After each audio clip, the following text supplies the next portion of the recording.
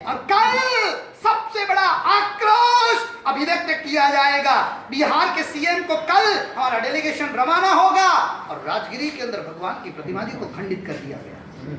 कितने लोगों की आंखों में आंसू आए, कितने व्हाट्सएप घूमे, दुनिया भर के गप्पे मारने वाले, दुनिया भर का चैटिंग करने वाले।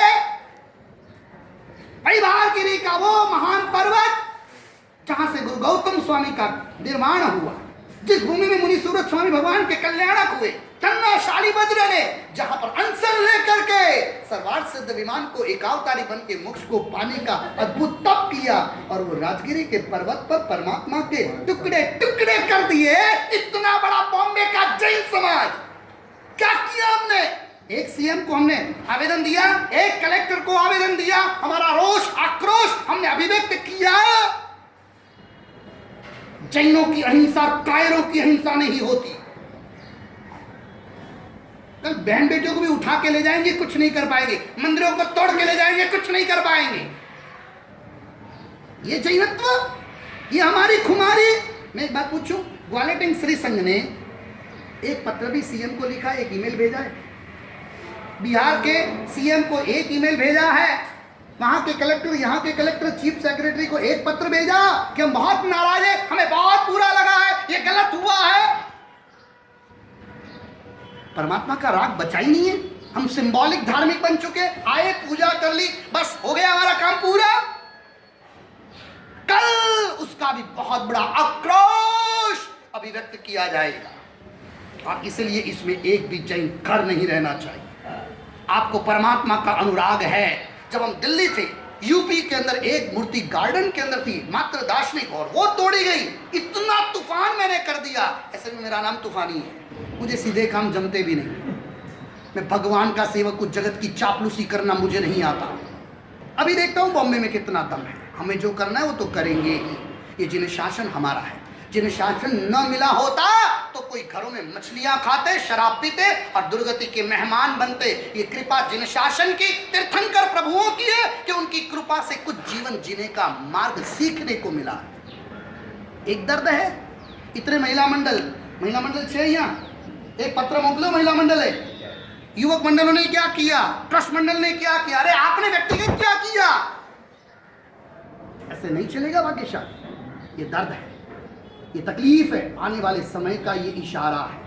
अभी हम नहीं संभले तो वक्त हमें संभलने का मौका नहीं देगा। आज अपने एरिया से मंगल प्रभा जी लोढ़ा हमारे एमएलए है तो कितना फायदा है नहीं है? बाल दीक्षा का इतना नुकसान यहाँ पर हुआ था, बाल दीक्षा बंद कर दी। भगवान महावीर की आज्ञा है, तीर्थंकर प्रभु की आज्ञा। 8 साल से 70 साल तक दीक्षा की आज्ञा प्रभु की, और ये कहते 18 साल से पहले दीक्षा नहीं होगी। तो मैं भगवान की आज्ञा माननी, इनकी आज्ञा माननी, लेकिन उसके लिए लड़ाई कौन करेगा? विधानसभा में कोई भी कानून पास हो गया तो बात करने वाला हमारा व्यक्ति कौन? ये तीनों एरिया में कॉर्पोरेशन का इलेक्शन और कॉर्पोरेटर बनाने का अवसर भी यहाँ के जैनों को मिल रहा है। हमारी कोई प्लानिंग है? फरवरी में तो आएगा कॉर्पोरेशन का इलेक्शन, उसके लिए हमने कोई व्यूह रचना बनाई है? एक बात पूछूं, जिन शासन के लिए हमारी कोई जवाबदारी है, कोई दायित्व है? बस आए, पूजा कर ली, भक्ति कर ली, 2 मिनट लोग मिले तो बतिया लिए, बात कर ली, गप्पे मार लिए, फ्री हो गए, घर गए, अपने काम में लगे, रात को आए, खाया पिया, टीवी देखा, सो गए। यही जिंदगी है। और एक बात पूछूं, 1 चैनल लाइफ जी करके कंटाल नहीं गए आप? वही की वही जिंदगी सुबह से रात तक। थोड़ा बदलाव कीजिए भाग्यशाली, और मिले हुए ये जिन शासन का ऋण यत्किंचित अदा करने का पुरुषार्थ कीजिए। कल सुबह 6:30 बजे सबसे पहले भगवान की महाआरती होगी। अब सोचिए आरती का प्रभाव क्या होता है। आरती करने के पीछे हमारे यहाँ 2 टाइम आरती होती है, एक सुबह होती है और एक शाम को होती है।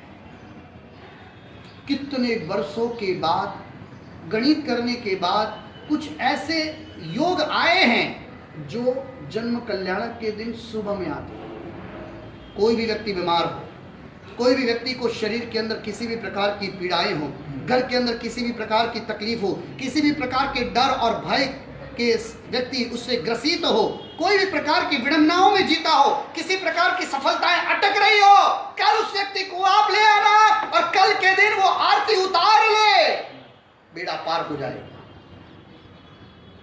तीर्थों में चढ़ावा लेकर के 50,000 से ज़्यादा आरती उतारे, उससे जो पुण्य का बंध होता है या अनुबंध होता है, उससे अधिक पुण्य का बंध और अनुबंध कल प्रभु की आरती उतारने से होगा। कहीं भटकने की जरूरत नहीं है। प्रभु के चरणों में संसार की सकल सिद्धि है। जो प्रभु मोक्ष दे सकते हैं, ये संसार की चीजें तो सहज में आ जाती है, प्रभु की कृपा का परिणाम है।